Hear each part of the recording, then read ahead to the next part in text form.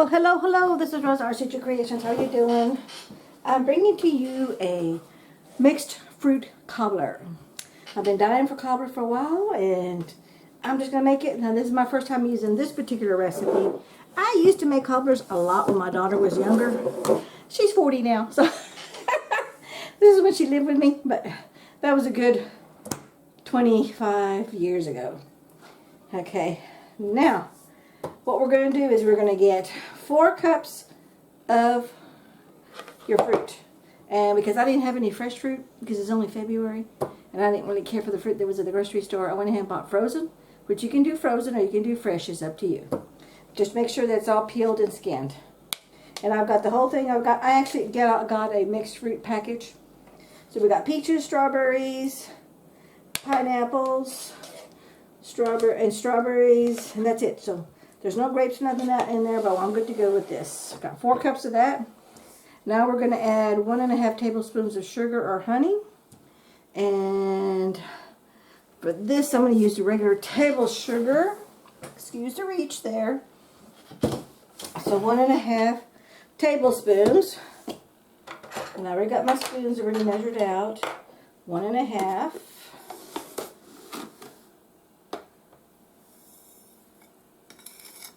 So that's 1. I'll be glad when I get my little square containers. It'll be so much easier to pour in and out. 1.5 tablespoons sugar. I'm going to move all that. I cleaned out my table so I have room to move things as I go.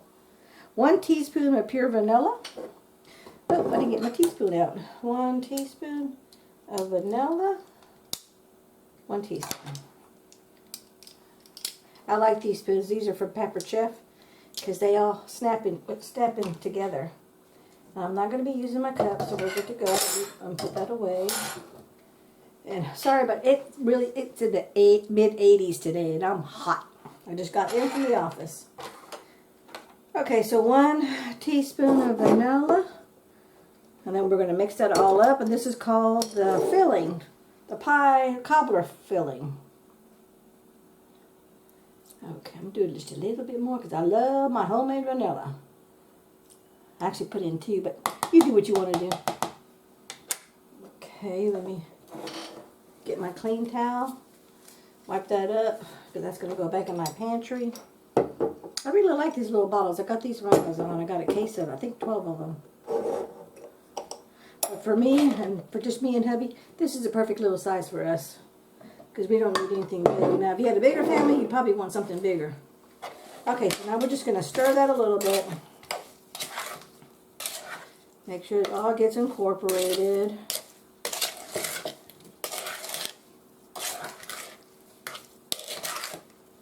Okay, and then it says to preheat the oven to 350, which is preheating right now. In a large bowl, combine all the peach cobbler filling mixed together and then put it into a baking dish, which the baking dish is supposed to be, I know I saw this somewhere, 9x9 baking dish. So I'm going to pour this in here.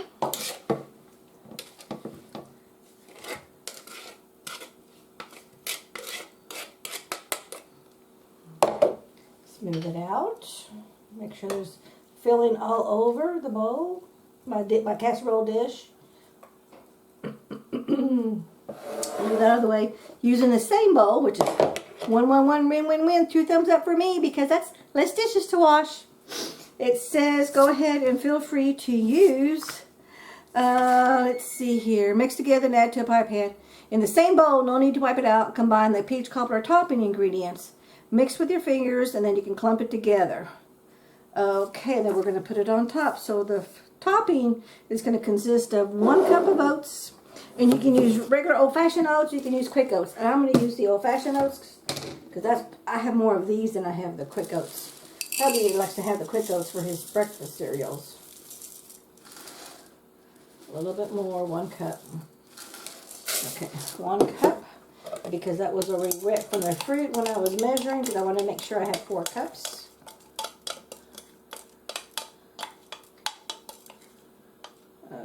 Okay, so 1 cup of oats. 3 tablespoons of flour.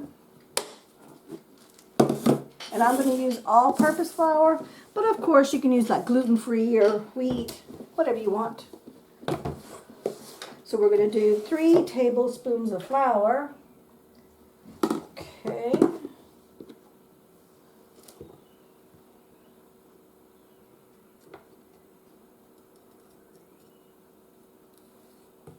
One.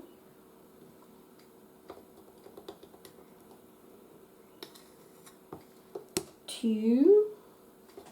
Oops, need some more flour. 3 tablespoons of flour. 2 tablespoons of sugar. And I'm going to be using my coconut sugar because we're going to be using coconut oil. And I love my coconut. So does hubby. So for us, this is a good win-win-win. So 2 tablespoons of the sugar, and I got myself a spoon because this sugar does get hard, but see how smooth it is? I'm just barely touching it and it falls apart.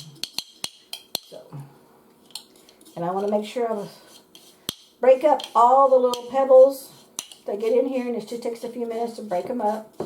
So I want to make sure I don't have any clumps of sugar. Okay.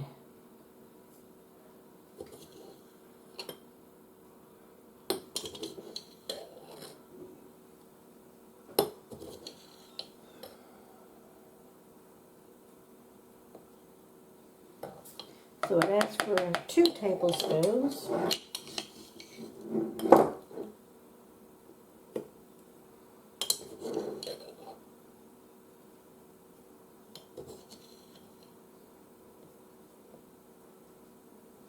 Close enough for me. We'll just excuse me, I'm sorry. So got that yucky cough.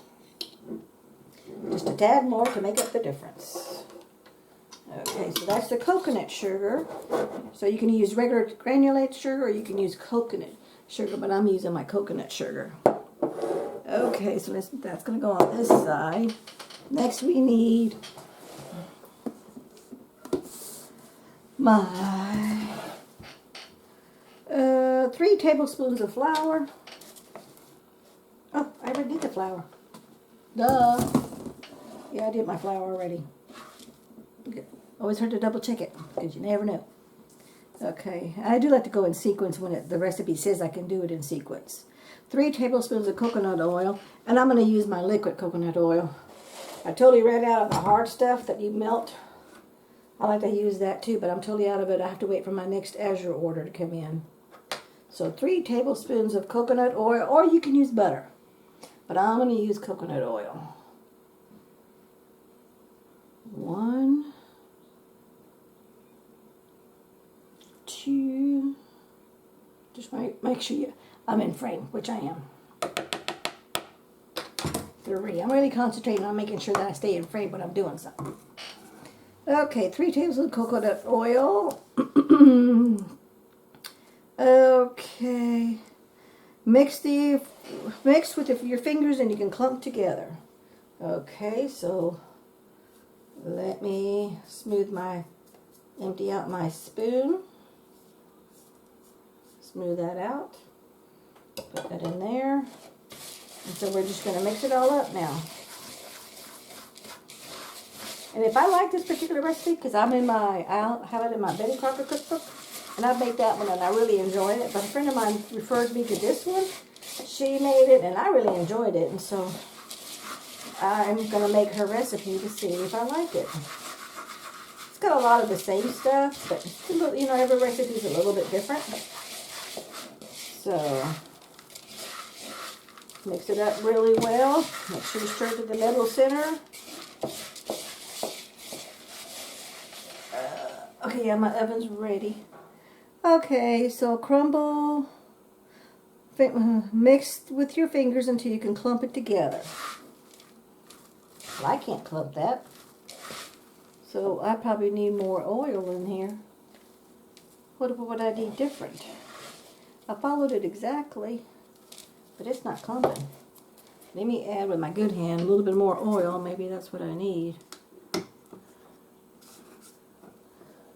Just a tad more because I don't know. You might need to add a little bit more flour, but I did it exactly because it did say 3 tablespoons of flour, 3 tablespoons of oil.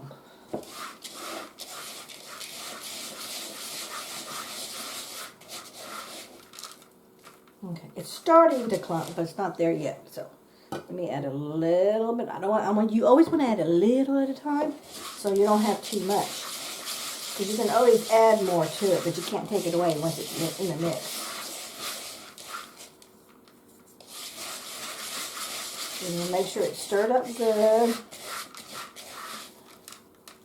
Okay, yeah, it's starting to clump. Not totally yet, but it's getting there. I think that's going to call for 4 tablespoons of oil.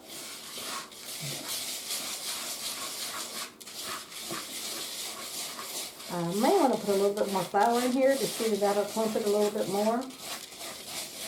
But I liked her dish because of the topping, which is what I'm making. That's why I liked her dish. Okay, you know what? I'm going to try just a little bit of flour.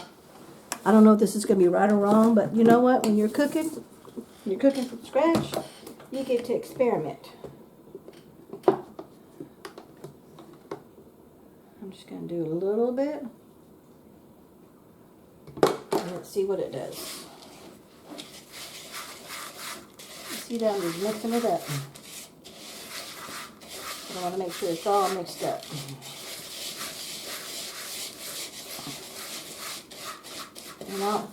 Okay, yeah, it's starting to clump a little bit more. If anybody knows what I'm doing wrong, please post in comments, let me know. Because I'm just going to write on this recipe what I added, and to me it looks like it was more like 4 tablespoons of coconut oil, and more like 4 tablespoons of flour. Okay, yeah, it's clumping up. Okay, add the crumble topping to the top of the peaches, and then you bake for 40 minutes. Okay. And you can clump it together. It is and it isn't. It's clumping, but it falls apart right away. So let's add a little bit more flour.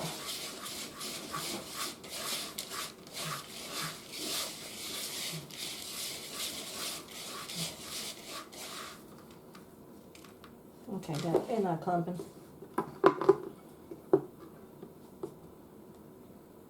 I'm going to add a little bit more and a little bit more of oil.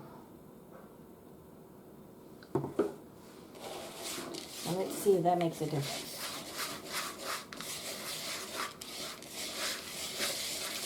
Like I remember, thank goodness for the video because I can go back and rewind of how much extra oil. It looks like it was more like 5 tablespoons of oil and 6 of flour. Okay, let's see if that works now. Okay, it is clumping and now the clumps are staying. Okay, see that? See how the clumps are staying right there in the middle? You see that right there in the middle? The little clumps. They're staying. Okay, so I think that worked. Now I'm just going to put it on top of everything.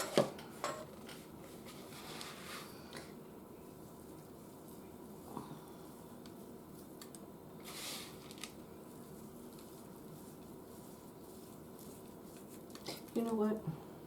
I'm going to do a little bit of, let's see if I can get this open without 2 hands.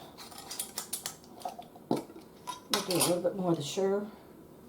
Because the coconut sugar is not near as sweet as granulated sugar. That's about another tablespoon. So I'm adding a tablespoon of coconut sugar. I just want to make sure that it's sweet enough because I did add the extra flour and the oil.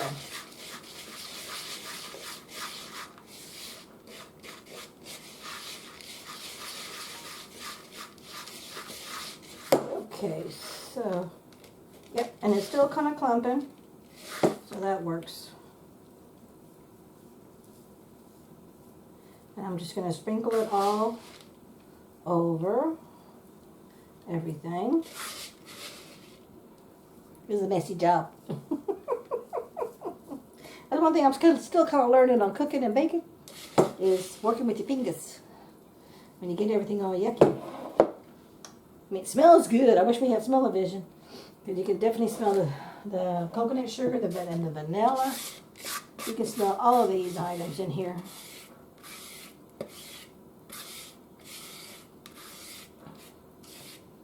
And look at that. Hardly got anything dirty. Let me just smooth it all out. I could definitely have gone for some more oatmeal so I have more crust, but a cobbler is not totally covered with a crust. Well, some people say that, some people don't. I've always liked a cobbler that had some fruit showing out of it. Okay, let me scrape my fingers with that spoon. I want to get all those goodies out of my hand, not wasting it. I'm putting it in the washing my hands.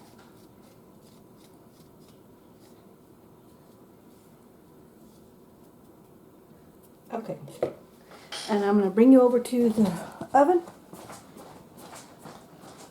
and I hope you're in frame, because I think you are.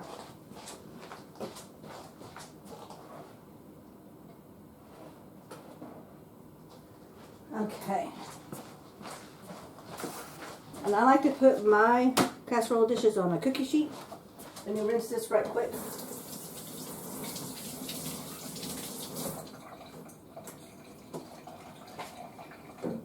It's not a thorough cleaning, but that'll go in the wash.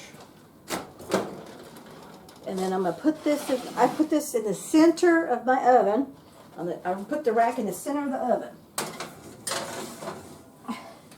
And it says bake it uncovered, so that's what I'm going to do. So we'll bring you back when we get ready to do the taste test. Okay, we'll bring you back.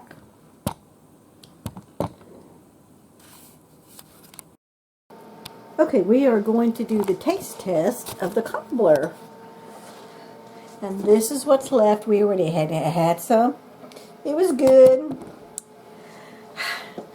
Not as good as I really would have liked. I would have liked more of like a flour crust, but of course, because it was granola, I knew it was going to be more like a granola flavor to it. And here's a piece of the peach.